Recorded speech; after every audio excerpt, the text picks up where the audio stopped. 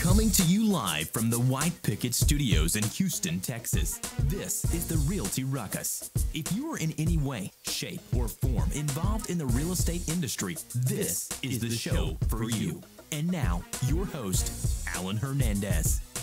What's up, everyone? My name is Gibran Hernandez. I'm not Alan Hernandez. Alan Hernandez is out for the day. So we get to have one of our wonderful editions. We call them the Nerd editions of Realty Ruckus. Thanks to everyone who's checking in right now. I'll wait and save the juicy stuff until everyone gets onto the show. We'll get the show nice and moist at that point, since that's going to be the themes going on here. We're throwing around but we have got a phenomenal show planned out for everyone today. We are talking about one of our favorite subjects, one of the things that we really enjoy talking about, which is Zillow Group. We're going to dive deep into what's going on with them. They just released their quarter 1 earning numbers, and they are, to say the least, surprising. I thought differently of them. And you did. I thought the numbers would be different than what they came in at. They look very different than what I expected, and it makes a lot of sense of what's going on with Zillow now. After I saw those numbers, I said, oh, okay, I'm starting to get an idea. And we've even got some statements from the CEO himself. I read them to you right before the show. I mean, they're ridiculous statements. So when we get there, I think everyone's going to really enjoy that. And we're also going to dive into, if you guys remember, Zillow was under lawsuit for their home valuation tools. They're what do they call them? Automated home valuations. Yeah, so this is not the last one we talked about. It's like the 2 or 3 cases before that. Yeah, this was coming back around now. The original case, I think, even so to say. And so the results are back from that one, and it was actually the amended lawsuit and what's going on with that. But before we get started, what I want to talk about a little bit right now is actual team building. And the reason I want to talk about that is because yesterday we did our White Picket Realty team building. Yeah, it was a lot of fun. It was just a blast. And the whole reason I bring it up is because I actually had a few people reach out to me and say, that looks really awesome. I love what you guys did, but how unproductive to keep your people from working for an entire day. Really? People actually reached out and told you that? Yes, and this is crazy to me because I get the whole thing. Like, oh, it's super unproductive to not be working for a day. But what I don't think people realize is that when you take that day to get to know your coworkers, when you take that day to get to know everyone else who is available on your team, everyone who can add value, you're actually becoming way more productive as an entire unit. Because we all know 1 + 1 is not 2 when it comes to actual work getting done and productivity. 1 + 1 is 3 or even 4 sometimes if you've got people working in synchronicity with each other.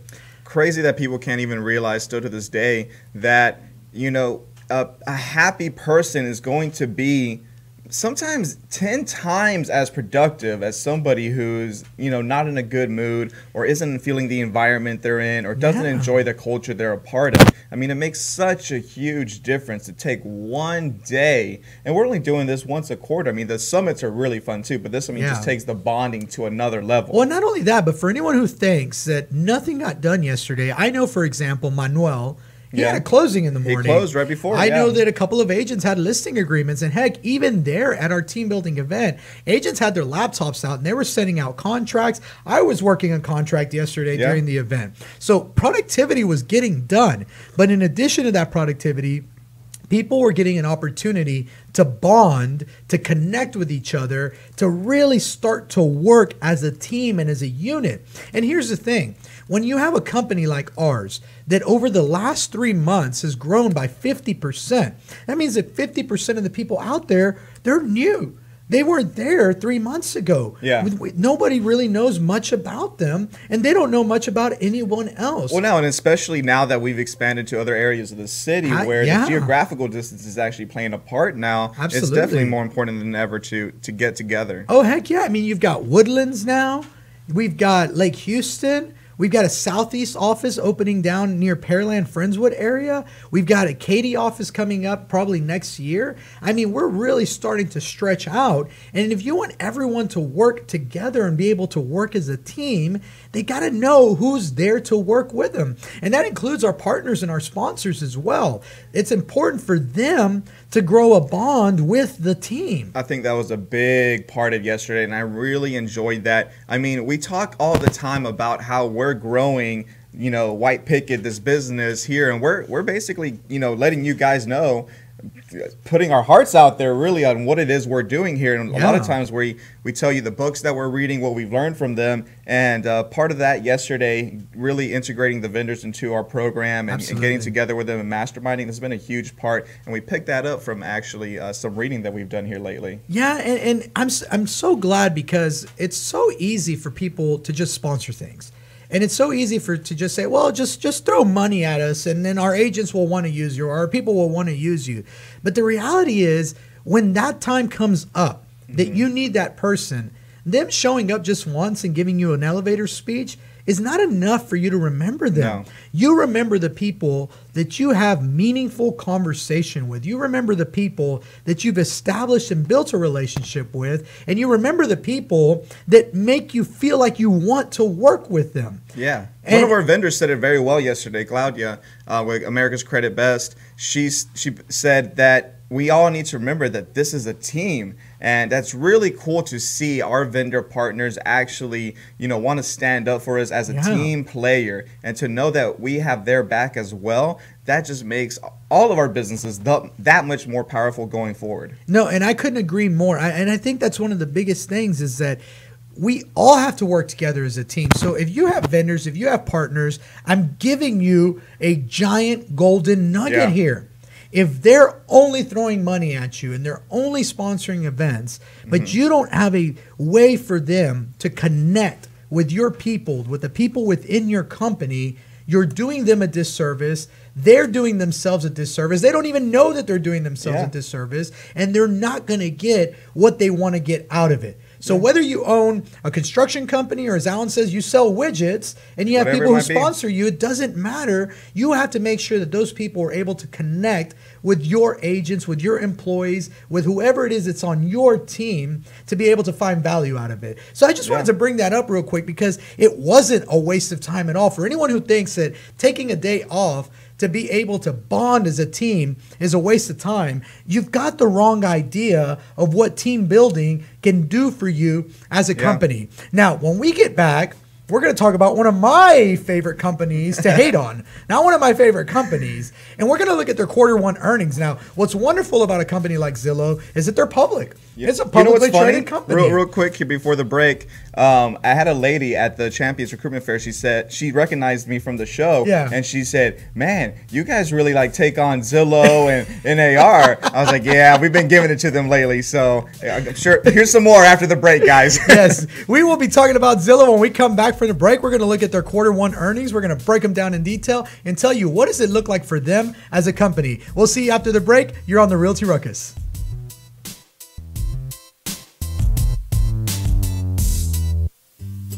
Hey Houston, this is Alan Hernandez, and I want to remind you guys to visit our friends over at Quest IRA to learn everything there is to learn about investing with your IRA. Now, if you haven't been over there recently, you have to check them out. They have free educational classes, networking opportunities, the ability to tap into $1 billion for your real estate investing deals. These are the guys to know when it comes to learning about this kind of stuff. You want to make sure you visit them and check them out over at www.questira.com. Again, that's questira.com. Stop searching and start staying in the know with our Houston Real Estate Events page on Facebook. Follow us by searching at Houston Real Estate Events to stay up to date on the latest events for real estate in the Houston area. If you are interested in having your event on our page, please email me at david@whitepicketrealty.com. Again, that's david@whitepicketrealty.com. Non-paid events only. One more time, find us on Facebook at Houston Real Estate Events, and we'll see y'all at the next one.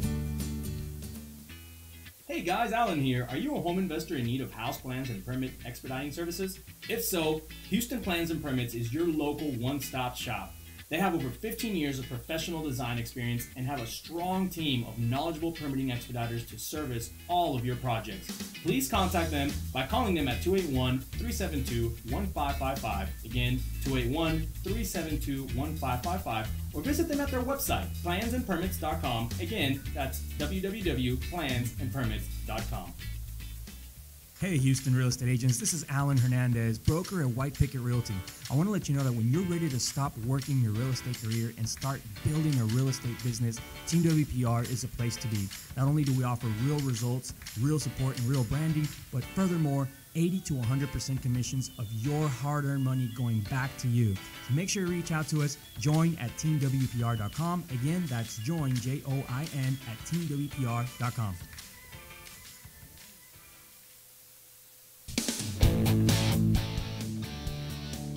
And we are back on Realty Ruckus. Remember that you can find us live on Facebook and YouTube, where if you chat with us live during the show, we can answer your questions live on the air. Now, I want to do something that we haven't done in a really, really long time here. And Put me on the spot? I am. I'm going to put David on the spot. We haven't done the weather in a while. And All the right. weather out there has been unpredictable. So, David, what can we expect on the weather this week?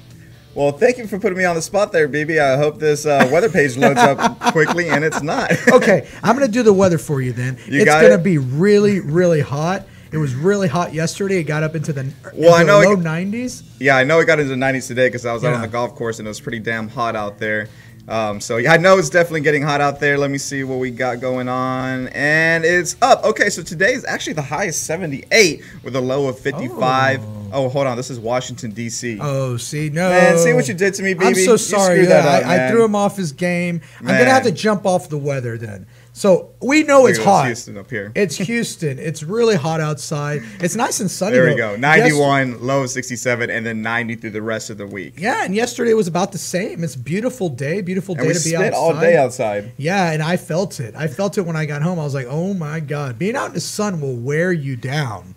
Now, I want to look at Zillow. I want to talk about their earnings. I want to talk specifically about the information that their CEO gave during the earnings call, because I think it says a lot about the environment of what's going on with Zillow right now. So, look, Zillow has always been a company that, in my opinion, they've been focused on generating revenue from advertisement.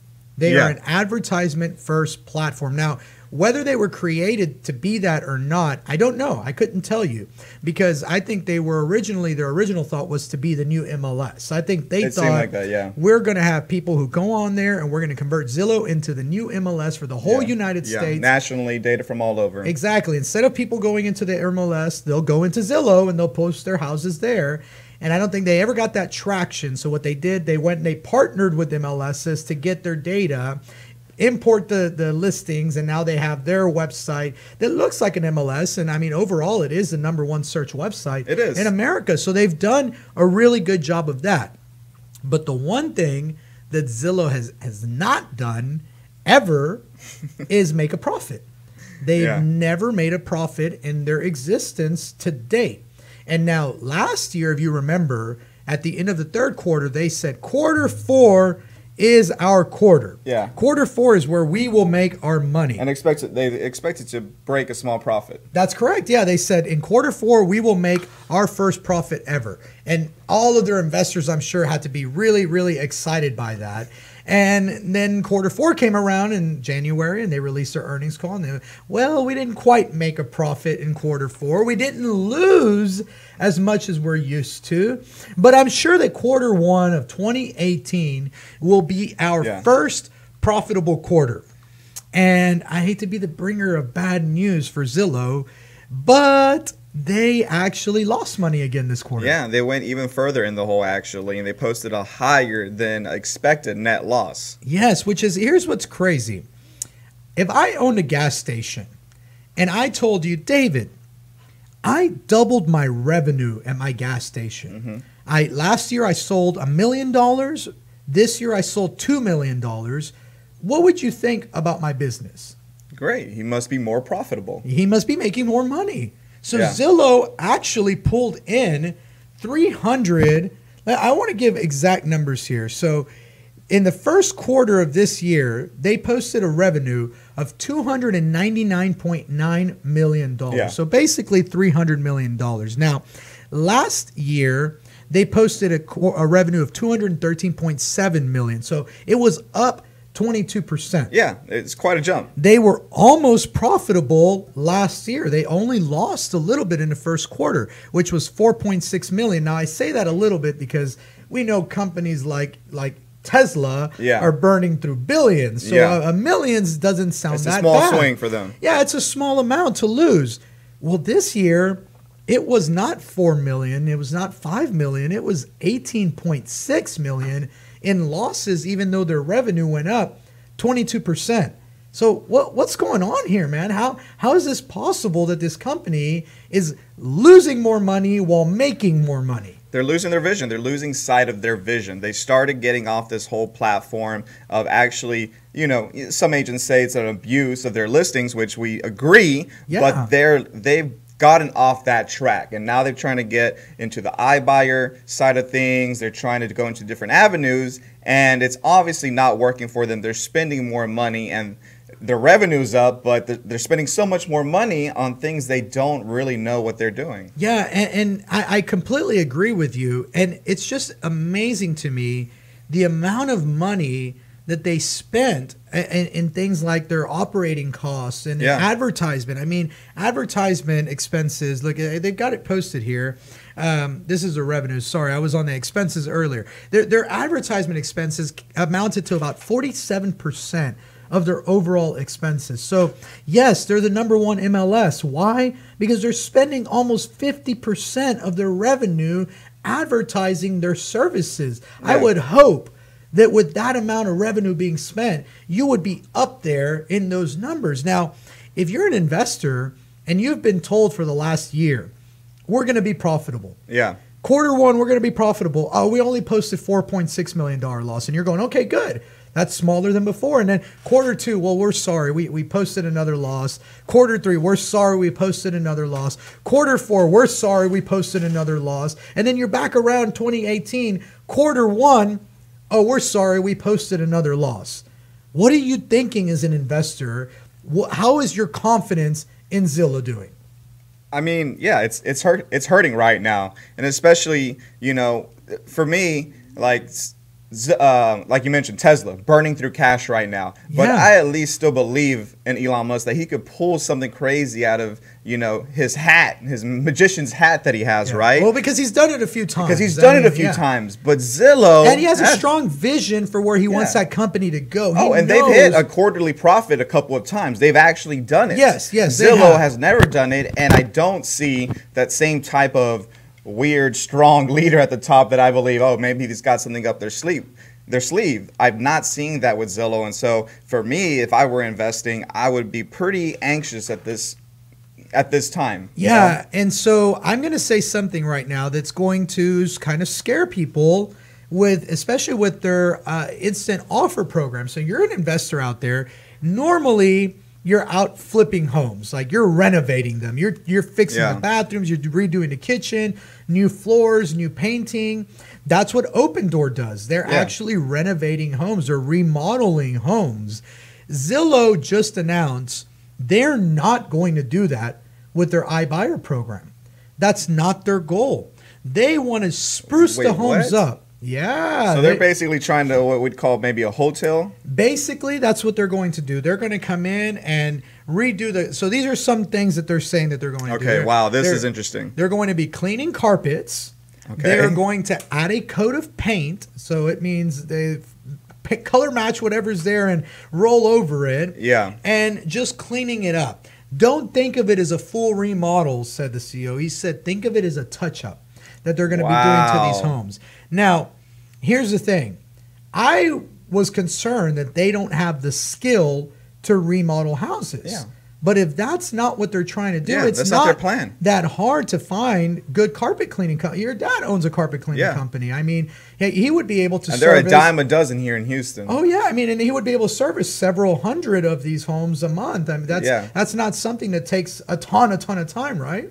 It depends. You have 15 to 2,000 square foot house, hour to an hour and a half, maybe two if it's really soiled. That's a lot faster than ripping out an entire bathroom or redoing an entire kitchen. Now, here's what really, really got me, and it started to make me question whether this CEO may be going in the right direction or whether he's just completely lost his shit and he's in a la-la land. So he said this about their new iBuyer program.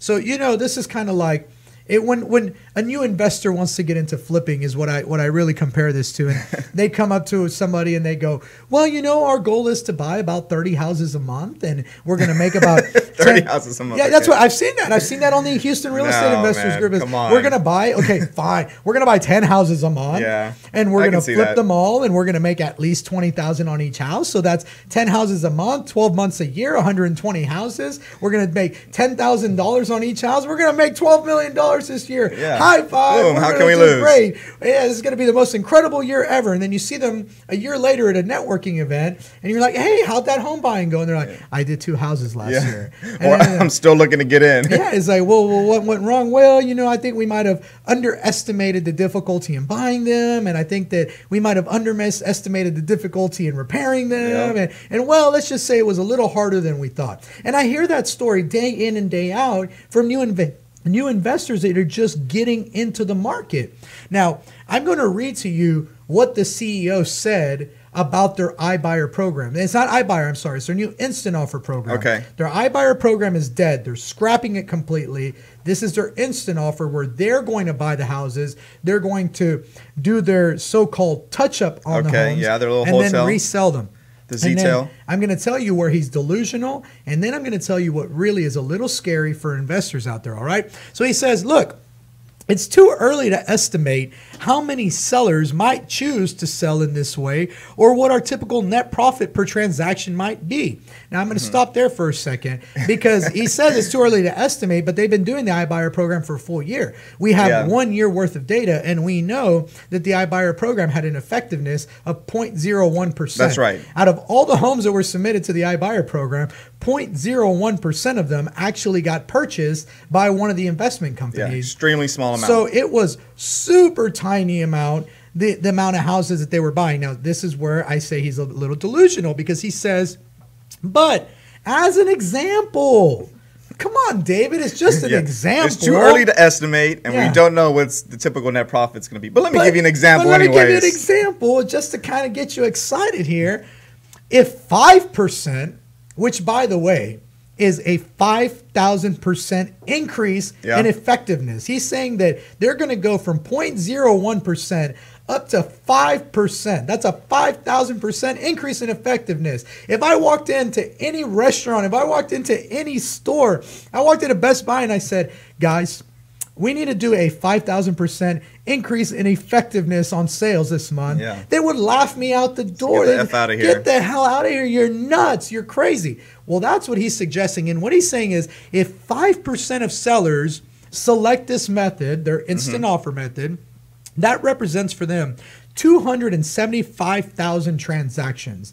Now, that is just a crazy number of houses to do in a year. I don't even think that they're wrapping their heads around how many houses that is to touch up and to spruce up. Even if you're only cleaning carpets, oh my God, how many carpet cleaning companies do you need to clean 275,000 houses? So that right there already says a little delusional. But then he goes a little bit further to say, for illustrative purposes, at scale, if we sold a house for $250,000 and we only made a net profit of $3,500 per transaction, and that's what really scares me is that he says they're only trying to make $3,500 profit on these houses. That would represent $1 billion a year in profit for us. Now, if they're only shooting for $3,500 in profit, maybe they can't buy 275,000 houses a year. Who knows? We'll keep going at this when we get after the break. Thanks so much for listening. You're on the Realty Ruckus.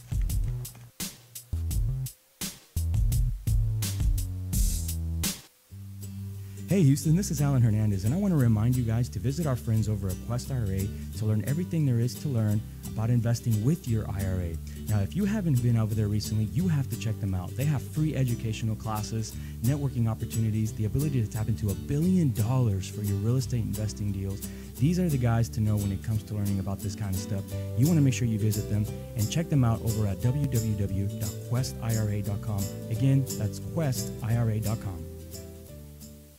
Stop searching and start staying in the know with our Houston Real Estate Events page on Facebook. Follow us by searching at Houston Real Estate Events to stay up to date on the latest events for real estate in the Houston area. If you're interested in having your event on our page, please email me at david@whitepicketrealty.com. Again, that's david@whitepicketrealty.com. Non-paid events only. One more time, find us on Facebook at Houston Real Estate Events, and we'll see y'all at the next one. Hey guys, Alan here. Are you a home investor in need of house plans and permit expediting services? If so, Houston Plans and Permits is your local one-stop shop. They have over 15 years of professional design experience and have a strong team of knowledgeable permitting expediters to service all of your projects. Please contact them by calling them at 281-372-1555. Again, 281-372-1555. Or visit them at their website, plansandpermits.com. Again, that's www.plansandpermits.com. Hey Houston real estate agents, this is Alan Hernandez, broker at White Picket Realty. I want to let you know that when you're ready to stop working your real estate career and start building a real estate business, Team WPR is the place to be. Not only do we offer real results, real support, and real branding, but furthermore, 80 to 100% commissions of your hard-earned money going back to you. So make sure you reach out to us. Join at teamwpr.com. Again, that's join, Join, at teamwpr.com.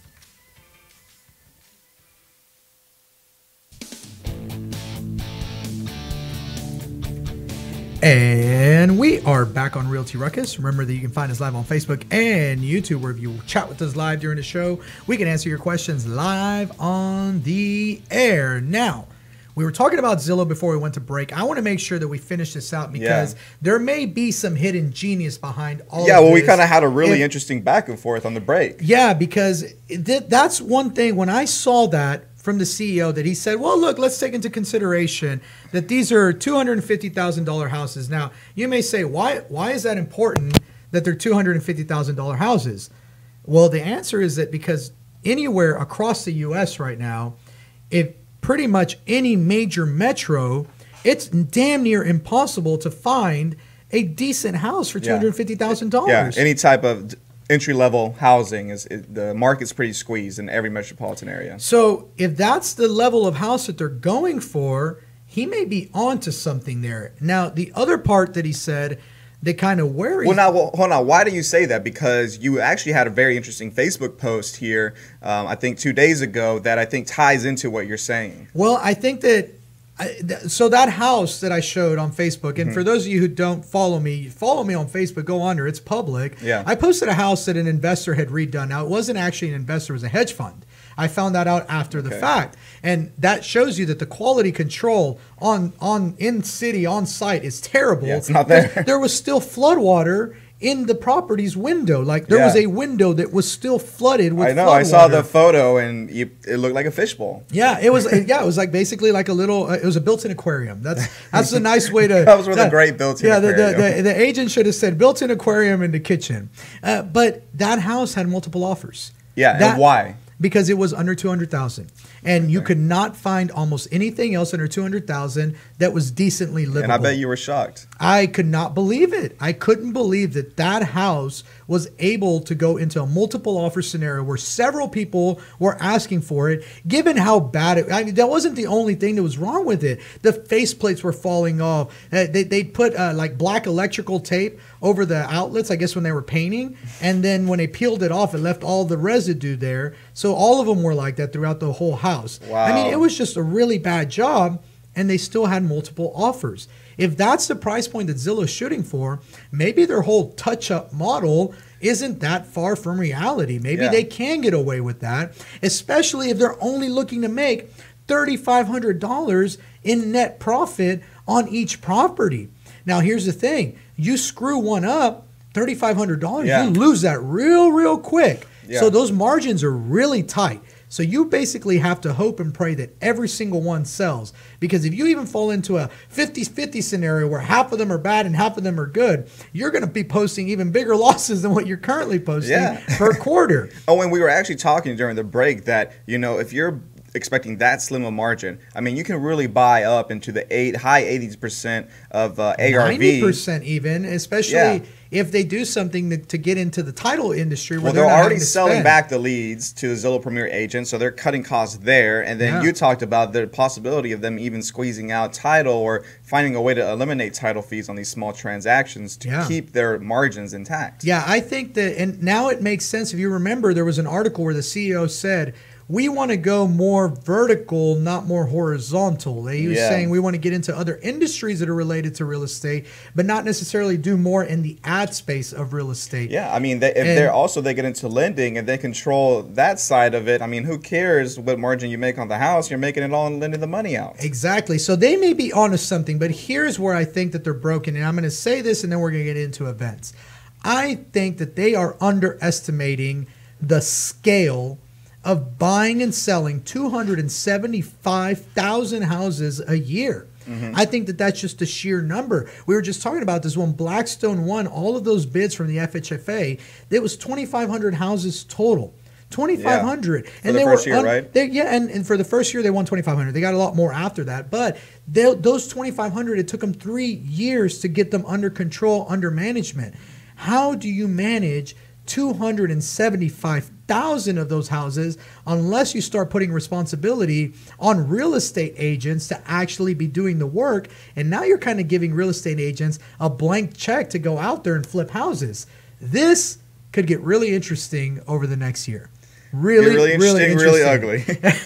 All right, let's jump into some real estate events, David. What we got out there? All right, so this Thursday the 10th, Patton Law Firm is having one of their famous parties, the Crawfish Boil. So if you close transactions there, you might have gotten an invite, and I hope to see quite a few of you out there. This year, they're not actually doing it at their office. They're doing it at Christian's Tailgate in White Oak, so that should be a pretty good time.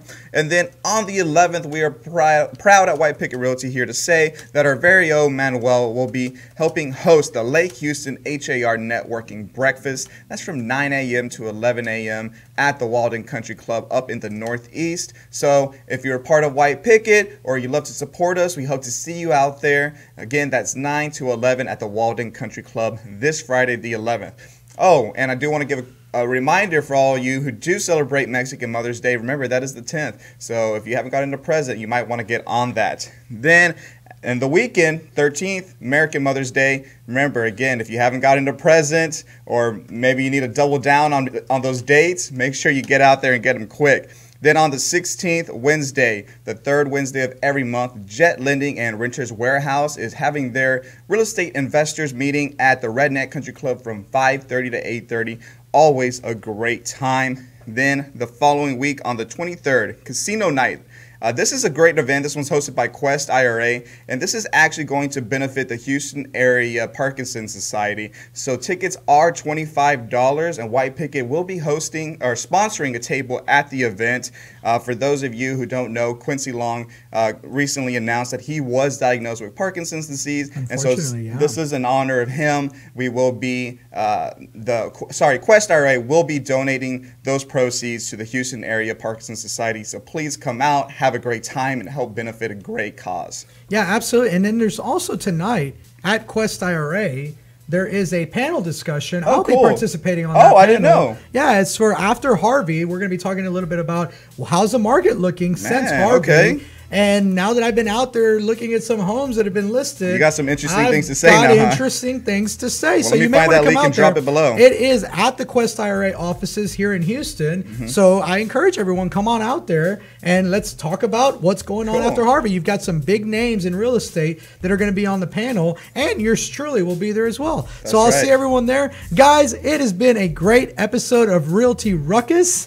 We will see you guys on Thursday. Remember, you can always catch us from 1:30 to 2, Tuesday and Thursday. You're on the Realty Ruckus. We'll see you next time. See you later.